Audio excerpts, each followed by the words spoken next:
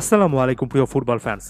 চোখের শান্তি মনের শান্তি অসাধারণ এই অনুভূতির সঙ্গে আরও একটা লাইন এখানে অ্যাড করে দিতে চাই, আরও একটা ট্যাগলাইন যেখানে বলা থাকবে good for a reason, greatest of all time for a reason.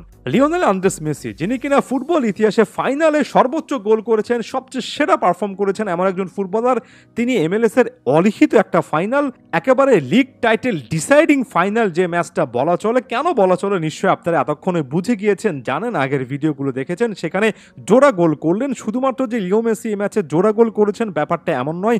Leo Messi একা ইন্টার মায়ামিকে টেনে তুলেছেন ওই মোমেন্টসগুলোতে, যে মোমেন্টগুলোতে আসলে ইন্টার মায়ামির কাছে কোনো রকমের ক্লু ছিল না। লিওনেল মেসির অসাধারণ পারফরমেন্স এবং তার পাশাপাশি পার্শ্ব চরিত্রে ড্রেক ক্যালেন্ডারের কথা ভুলে গেলে চলবে না। দুর্দান্ত একটা পেনাল্টি সেভ করেছেন।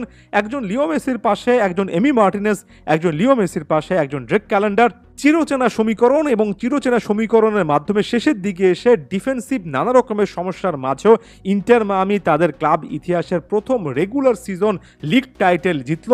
ইন্টার মায়ামি এই মুহূর্তে এমএলএস এর রেগুলার সিজন অর্থাৎ সাপোর্টার্স শিল্ডের চ্যাম্পিয়ন। এই দলটা এর আগে গত সিজনে 29টা দলের মধ্যে 27তম হয়েছিল, সে দলটা এবার লিওনেল মেসির ছোঁয়ায় একেবারে নাম্বার 1 স্পটটা কিন্তু দখল করলো। এটাকে লিগ টাইটেল এজন্যই বলছি যে আপনি ওভারঅল লিগে পুরো ফুটবল ক্যালেন্ডার বা সারা বছর বা সিজন জুড়েই কিন্তু খেলেন, এবং এটাকে একটা লিগ অথবা রেগুলার সিজনের টাইটেল বলা হয়, যেটা সাপোর্টার শিল্ড নামে পরিচিত। এক কথায় বলা চলে ইউরোপে আমরা যেটাকে লিগ টাইটেল বলি। এমএলএস কাপ নামক আরও একটা ট্রফি রয়েছে যেখানে ইন্টার মায়ামি কোয়ালিফাই করেছে, সেটা আলাদা একটা টুর্নামেন্টের মতো। সেই এমএলএস কাপও খুবই আকর্ষণীয় একটা টুর্নামেন্ট, যেটার বর্তমান চ্যাম্পিয়ন এই কলম্বাস ক্রুই। ম্যাচে ফিরে আসি। ফার্স্ট হাফে যে দুটো দল অনেক বেশি করে রিস্ক নিয়ে খেলেছে সেটা বলার সুযোগ নেই। ডিস অ্যালাউড গোল ছিল, এবং একটা সময় ফার্স্ট হাফের একেবারে শেষ মুহূর্তে আমরা যখন চলে এসেছিলাম তখন মনে হচ্ছিল সেকেন্ড হাফে গিয়ে ইন্টার মায়ামিকে আরেকটু বেশি করে চেষ্টা করতে হবে।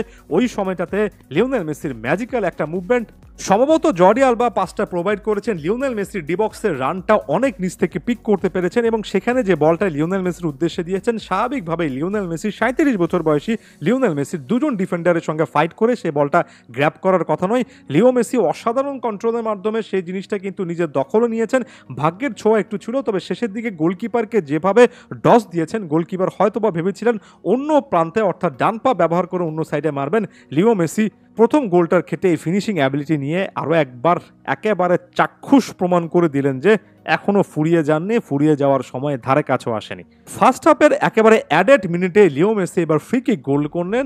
এত বড় একটা ম্যাচ, এত চাপের মুখে পড়া একটা ম্যাচ, এবং যে জায়গা থেকে লিওনেল মেসি ফ্রি কিকটা নিয়েছেন এটা কিন্তু লিও মেসির টেরিটরি নয়, বরঞ্চ ডি বক্সের রাইট সাইডে অর্থাৎ লিওনেল মেসির একটু রাইট সাইডে যদি বল পেতেন সেখান থেকে লিওনেল মেসি কার্লিং শটে বলটা ফ্রি কিকে জালে জড়াতে পারেন। তবে লিও মেসির ক্ষেত্রে এমন মোমেন্টে কোনো কিছু ম্যাটার করে না, কোনো সমীকরণই আসলে অন্য কারো পক্ষে যায় না। ফুটবল ক্যারিয়ারে কত আইকনিক ফ্রি কিক গোল করেছেন এই ইন্টার মায়ামির জার্সিতে, লিগস কাপ নামক গত বছর যে টুর্নামেন্ট জিতেছেন সেখানেও কত আইকনিক গোল ছিল, ফ্রি কিক গোল ছিল। তবে লিও মেসির কাছে এই গোলটা আরও বেশি করে স্পেশাল থাকার কথা, কারণ আমার কাছে মনে হয় ইন্টার মায়ামির প্রথম সাপোর্টার শিল্ড, প্রথম লিগ টাইটেল, এই গোলটা অনেকটুকুই কিন্তু নিশ্চিত করে ফেলেছিল। পরবর্তী সময়ে অনেক আপস অ্যান্ড ডাউনসের মধ্য দিয়ে গেলেও লিও মেসির ছোঁয়ায় ইন্টার মায়ামি অন্য রকমের উজ্জীবিত ছিল। সেকেন্ড হাফ শুরু হতে না হতে একটা গোল, যে রোসি এবং হার্নান্দেজকে কেন্দ্র করে চিন্তা ছিল, তারা দুজনেই গোল পেয়েছেন। এর মধ্যে রোসি 46তম মিনিটের সময় যে গোলটা করেছেন জর্ডি আলবার একটা ক্লিয়ারেন্সে ভুল থেকে, সেটা তো দর্শনীয় একটা কিন্তু ফিনিশিং ছিল। তবে সেটা রেশ কাটতে না কাটতে লুইস সুয়ারেজ এবার প্রতিপক্ষ গোলকিপারের ভুলের একটা মাসুল তাকে দিলেন, এবং সুয়ারেজের অভিজ্ঞতা এ ম্যাচে অনেক বেশি করে কাজে লেগেছে। শেষের দিকে এসে সুয়ারেজকে রিপ্লেস করা যেত কিনা সেটা একটা প্রশ্নের জায়গা হয়তোবা হতে পারত, তবে লুইস সুয়ারেজ একটা গোল পেয়েছেন। প্রতিপক্ষের গোলকিপারের সেই ভুলের সুযোগটা নিয়ে সেখান থেকে দুর্দান্তভাবে হেডারের মাধ্যমে ফিনিশ করে এসেছেন। সুয়ারেজও পুরো সিজন জুড়ে যে পারফরমেন্সটা ইন্টার মায়ামিকে দিয়েছিলেন, লিওনেল মেসি যদি এই সিজনটাতে ইন্টার মায়ামির হাফ সিজন খেলেও নায়ক হন, পার্শ্ব নায়ক হিসেবে সুয়ারেজ ছিলেন, আছেন। সোজা ম্যাচটা এবার ইন্টার মায়ামি অনেক বেশি করে কঠিন করেছে। 61তম মিনিটের সময় হার্নান্দেজ গোল করেছেন, নোয়া অ্যালেন এখানে ভুল করেছিলেন, আর পরবর্তী সময় 63 মিনিটে এসে যখন কামাচো রেড কার্ড দেখলেন, সেটা কলম্বাস ক্রুর জন্য সবচেয়ে খারাপ একটা মোমেন্ট ছিল। এবং সেখান থেকে আসলে 10 জনের দল নিয়ে এই দলটা যেভাবে 30 মিনিট ফাইট করেছে, সত্যিকার অর্থে আপনি ইকুয়েশন থেকে লিওনেল মেসিকে বাদ দেন, কলম্বাস ক্রু কিন্তু এই ম্যাচটা জয় পাওয়া উচিত। এটা বলতেই পারেন এ দলটার কামব্যাক অ্যাটিটিউডের কারণে। পুরো ম্যাচে ভালো ফুটবল খেলা ফ্রে একটা ভুল করেছেন, ডিবক্স বক্সের মধ্যে হ্যান্ডবল এবার ফ্রে করেছেন। অভিজ্ঞ হার্নান্দেজ সেখানে শটটা ঠিকমতো নিতে পারেননি, তার চেয়ে বড় কথা ড্রেক ক্যালেন্ডার ডান দিকে ঝাঁপিয়ে পড়ে যে সেভটা করেছেন। ওই যে বললাম একজন লিওনেল মেসি তার সাথে অসাধারণ একজন এমি মার্টিনেজ কিংবা ড্রেক ক্যালেন্ডার, এই কম্বিনেশনটাই শেষ পর্যন্ত একটার পর একটা ট্রফি লিও মেসিকে এনে দিয়েছে।